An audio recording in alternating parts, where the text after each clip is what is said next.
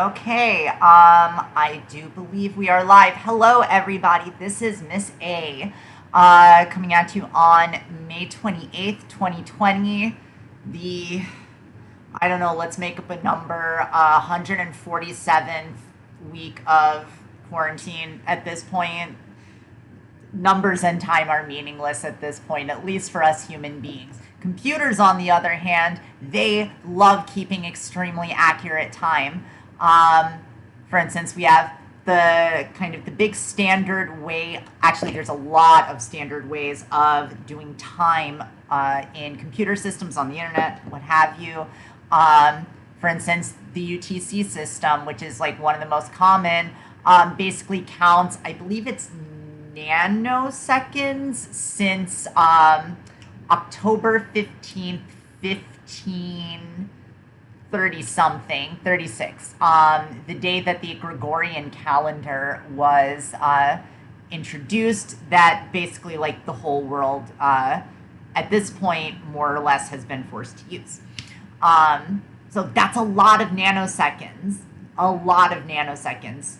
Keep in mind, there's a billion seconds, or a billion nanoseconds in a second. So, yeah, time, weird stuff.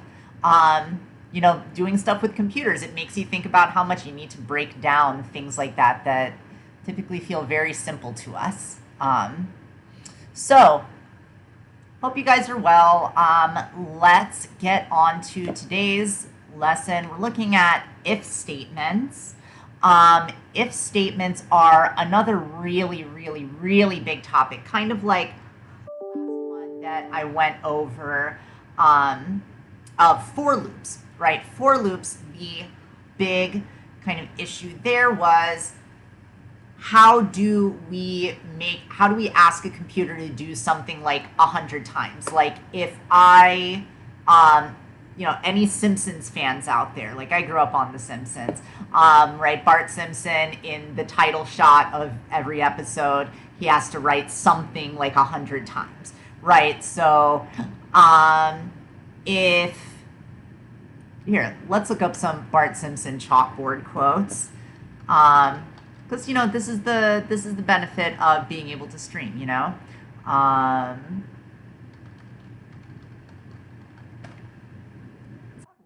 nostalgia here, shall we? Every Bart Simpson chalkboard quote to date. Okay.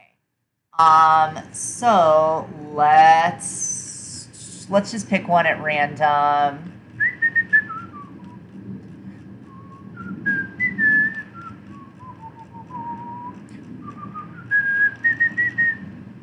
All right, I will not do that thing. Okay, no, we're going to another.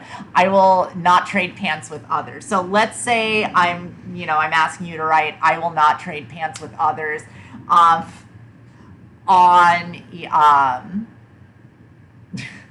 so funny. Oh my God, I love The Simpsons.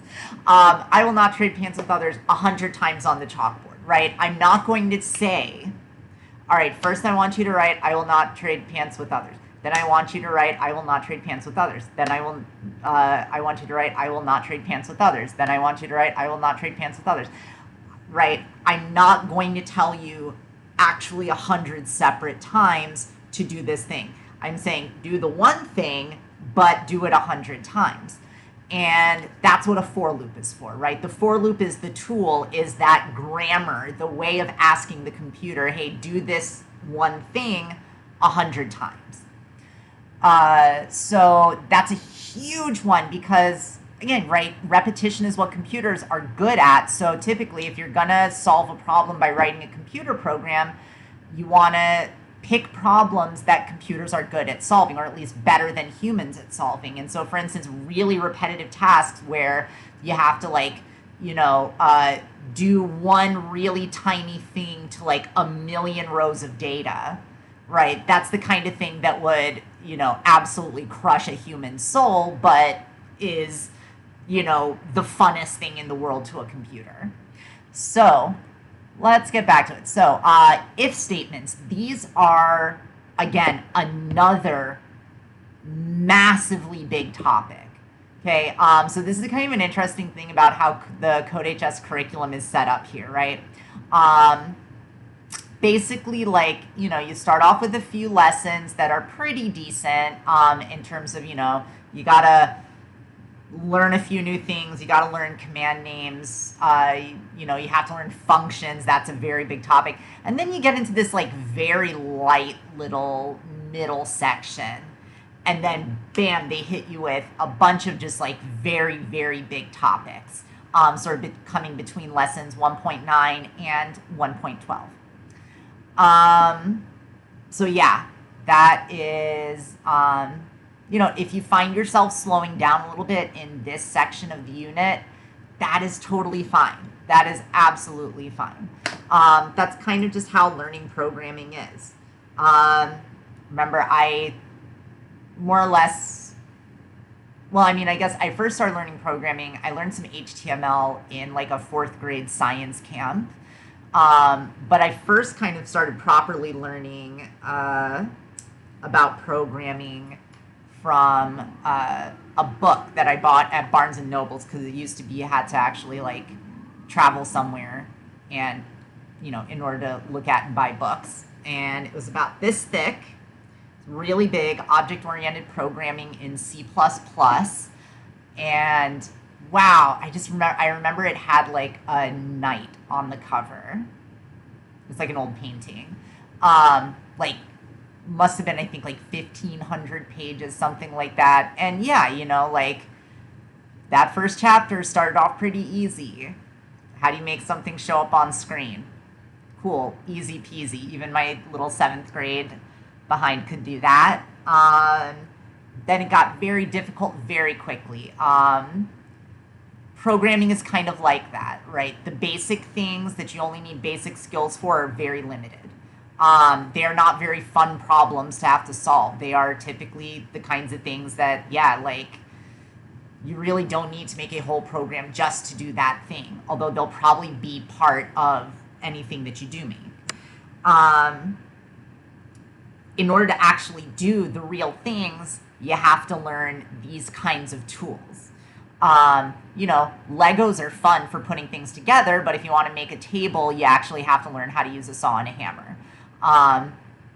So, you know, unfortunately, like, there is that learning curve. That's just life. That is learning anything. That is learning anything that's kind of very practical. So, you know, let's get down to it. If statements. These are some of my favorites. Like, if statements, I tend to gush about with my students because, like, to me, this is where you start seeing the stuff that makes programs really, like, feel alive and feel responsive and feel different from anything else that you've ever worked with, right? Like, basically, if you've been kind of following along and you're up to this point in the CodeHS curriculum, programming kind of feels like setting up a bunch of dominoes, or like one of those old, if you ever played the old game Mousetrap, and you set up one of these big complicated mousetraps, and then you just, you know, you push one thing and then everything kind of, you know, follows this path to the end. But it's all pre-written. You know how it's going to go. It's kind of fun to watch, but that's it. It does that thing.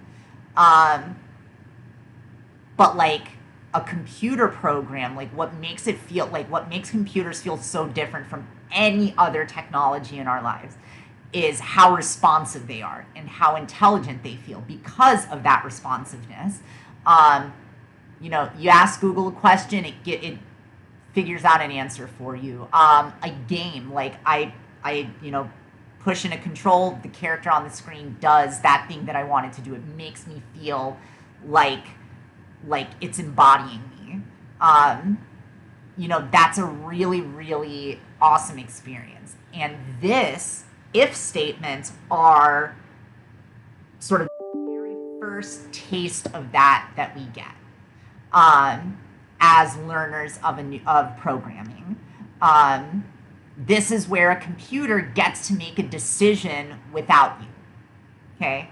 It's finally, like, our little baby has grown up, you know? Aw, our little baby has grown up, and, you know, it's ready to, you know, put on its, you know, big girl pants, big boy pants, and, like, make actual decisions for itself. But you know, it's again something we have to train. We have to teach it how to make those decisions. What does it need to look for? And when it sees this thing, what should it do? Okay. It might have to look for a lot of things, like the kinds of decisions a computer might have to make these days are very intense. A program might have to make a decision about, you know, how to adjust settings that guide, you know, the functioning of someone's ventilator right now, right? That's an extremely important decision that a computer has to make, but it has to be making like thousands of these decisions like a second. If you think about what it takes to regulate a medical device, like this thing has to be like, say, like an implanted pacemaker has to have control circuitry that's kind of doing these things. You know, that's not using this kind of logic, but say like, again, you know, something that's more computerized would certainly be doing it that way, right? It looks for certain inputs, it looks at, you know, the state of certain things, and it creates an output accordingly.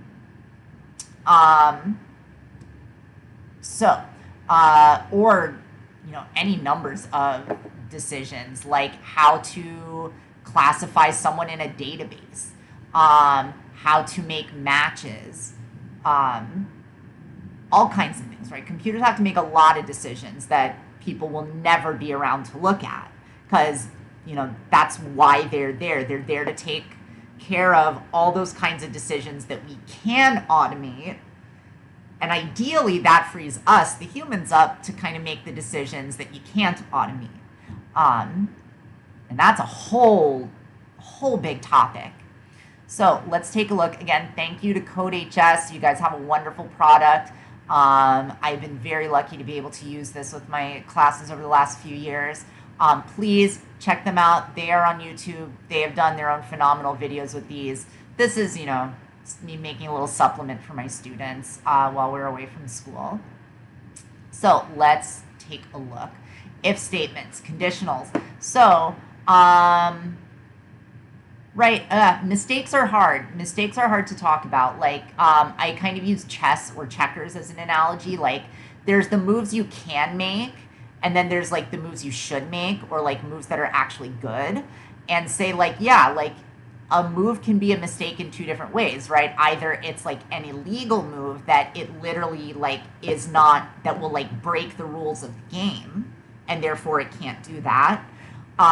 Or you're talking about something that makes you lose the game. Say in chess, you make a move that like puts you into check, for instance, or that will like set up a check.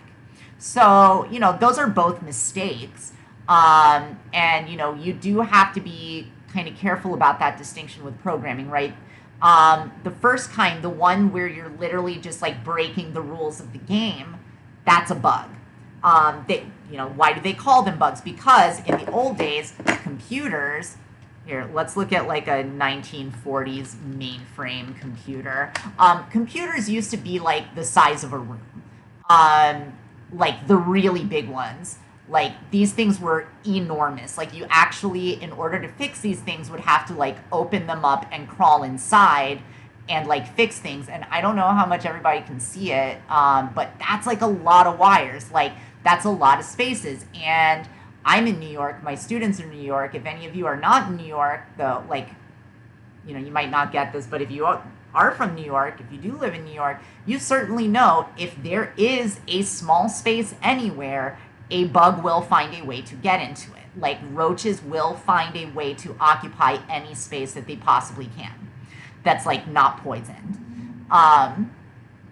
And that includes computers. And so literally, like a lot of the time, you know, a computer would go down because some circuit got fried because like an actual literal insect, bug, like crawled in, like tried to eat a capacitor and then just like got fried and died and like took the circuit with it. So that's why these problems started getting called bugs, you know, these like kind of weird malfunctions in the program. There are also kind of, you know, what they're talking about here, where Karel runs into a wall. I would argue that's not a bug. That's more like I think, or I mean, it kind of is, right? Like when you're moving in a place that the program should not allow movement, like you are violating the rules, but, and yeah, it does like end the program. So yeah, I guess, that's fair. It is a bug. But it's also, this kind of like second type of mistake where you're literally just like, you're not doing the right thing to make your program do what it needs to do. If you're running into the wall and then trying to keep moving, that means you've not coded your program to correctly handle a wall in that position, which is absolutely something you need to do to make your program successful. But now you might be asking yourself, well, how on earth do I do that? How do I make code that will handle that? Well, you could count the number of spaces you need, or you can ask Karel, smart little good boy, like, hey, help me out here. Take a look around. Like, what do you notice? Do you see something? Like, is your front clear? Is there a ball in your current position? Are you facing east, right? And Karel can answer us with all of those kinds of things. And those questions are called conditions. Most languages have conditional tenses. In English, we don't have a conditional tense, but we say like, it's when you say like would and could, right? Those are conditionals. Like, I would go to a party if there wasn't an epidemic going on and like parties were a thing that people were still allowed to do, like that's a conditional. If there wasn't an epidemic, I would go to a concert. I would go to a restaurant with friends. Or like I could go outside. That is, a condition, how we handle conditionals in English. Spanish has its own tense, as do, I believe, all the other Romance languages, like French, Italian, Portuguese, Romanian, Romansh. I think there's like a couple of little tiny ones in there too. But Karel, again, he's a dog. Like, in the grand scheme of things, like, the kind of conditions that you can create for your programs in JavaScript or any other programming environment are basically limitless. Like, you just kind of really break down your problem, think about the kind of conditions that might be relevant to it, like say that you might look for, and then you basically try to get the computer to notice the same thing. You say basically like, is this the same thing as that? Is this thing greater than that other thing? Does this thing, if this thing exists, do this other thing? Karel's a dog. He lives in this tiny little world with little dots and tennis balls, and he's not fancy. He doesn't know how to do a lot of things. Like, so basically his conditions are limited, right? He doesn't understand all those other fancy things. He can only make so much sense of his world. The kind of questions you can ask him have to do with, is some direction clear? Is some direction blocked? Either like right in front of him or like to the left, to the right. Balls present. Are no balls present? Is there something facing north? Is he facing south? So, like, these are all going to have like a yes, no kind of answer. Or in programming, we always say true, false. Is he facing north? Yes, that's true. Is he facing east? No, that's false. So, there we go. Like, that's the kind of the structure that conditions have. If this thing is true, I'm going to ask you to do something. And if it's not true, just ignore it. That's basically how this is going to work, right? You want something that's going to have a yes, no answer. If the answer is yes, here's some directions for further action. If the answer is no, just forget about it and keep moving on with your life. Okay, that's an if statement. If something's true, do this stuff. If it's not true, just, skip to the end where this, hopefully you guys can see this little ring around my cursor, where this closing brace is. Just skip to right after that, keep moving on with your life. Okay. For right now, we're not talking about an alternatives, like either do this or do this other thing. That's the next lesson. For right now, the if statement on its own purely is like, if this thing's true, do this stuff. If it's raining, use an umbrella. Well, what about if it's not raining? You know, most of the time we don't have to be told what to do if it's not raining. We just don't do anything and keep moving on with our lives. And that's kind of what a bare if statement is kind of there to do. If it's raining, use an umbrella. If front is clear, put ball. If your room is messy, clean it up. Sure. Okay, if the front is clear, move. So, if Karel looks and his front is not clear, oops, sorry, a little mosquito flew. If the front is not clear, he just won't move. There's no alternative. So, let's see how this works. So I will leave that quiz for you. And let's see here. So we've got, if we take a look, so he's going to move. And then if his front is clear, he's going to move again. So this one here is not in an if statement. It will always happen. Always, always, always. Cool, he moved. So now the question is the front clear? What do you all think? Well, obviously the front is not clear. There's a wall in front of him. So should he move? No, he shouldn't move. The program just stops.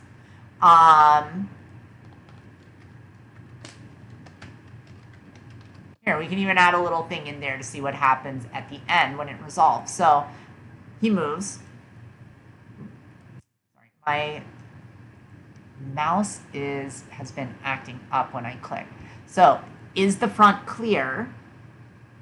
Well, no, it's not. So it skips over to whatever follows, right? The program doesn't just end regardless of what's happening. It keeps moving. The only reason it stopped the first time was the if statement is the last thing in the program. There is nothing afterwards. If there is something afterwards, the program just keeps moving on. So now let's,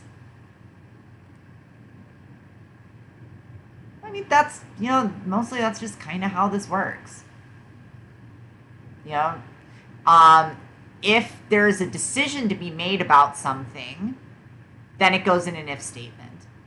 If there is no decision to be made about it, like if you think about this move, the first move, is there any decision that's being made there? No. Like, he moves. He's always going to move. Because his front is not clear. Here, now there's a question. Now we are actually asking him, hey, look in front of you. Is it clear? And then the computer, Karel, is going to give us a response. Yes, true, false, no. However you want to think of it, right? 0, 1, more how the computer might think of it. So there we go. That's really kind of all there is to it. You want to think when you're picking a condition, okay, a lot of times I'll see students do something like this. Like for something like this, they'll just do like if ball's present. And I get kind of curious as to why. Really what you want to do is you want to think in terms of what question do you want to ask where an answer of yes will lead to action? Okay, so you're looking for the yes answer. So you're looking for, when you're thinking about an action that needs to be taken, what condition might lead to that action? Okay, you want to think about that condition in terms of, like, what will let that action happen, not what will prevent that action from happening. Okay, you will want to think about what might stop an action from happening, especially, say, if you have a loop, and there's a continuous action, but you might want to stop him at some point based on a condition, you can use an if. And have him look at a condition. So in this case, right, you want to pick, first off, when you're looking at your list in the docs section of his conditions, okay, so we have front is clear and front is blocked. How do I know which one I want here? Well, generally speaking, well, I know I at least want something like front is clear or front is blocked versus something like balls present or no balls present, because the program has nothing to do with tennis balls being there or not being there. The program is deciding if he can move, he should move. If he can't move, he shouldn't. If he can't move, he shouldn't move. So we want to think, okay, the action is movement, and the condition of whether or not he can move is based on whether the front is clear or the front is blocked. Well, how do we know which of those two we want to use? Okay, front is clear or front is blocked.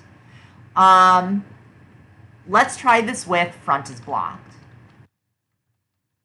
Honestly, if you have a question like that and you're like, I don't know which one of these things to use, the beautiful thing about computer programming is just try it, hit run, and the program will tell you whether it's, a good solution or not. So let's try this again. So he moves, right? There's no decision. He moves. So now, is his front blocked? No, the front is not blocked. Or sorry, yes, the front is blocked. There is a wall right there. So it's basically saying, is there a wall in front of you? Oh, there is? Then move. Which makes, which is silly, right? You don't want to move if the front is blocked. So really the thing is, the front being blocked is the condition for him not taking the action, which is the opposite of what we want. We want to think of what's the condition that tells him to take the action. And for that, we ask, well, under what conditions should he move? He should move if front is clear. Okay? That's what allows him to move. So you always want to be thinking in terms of what condition will tell him to move, not which condition will tell him to stop. Okay? There we go.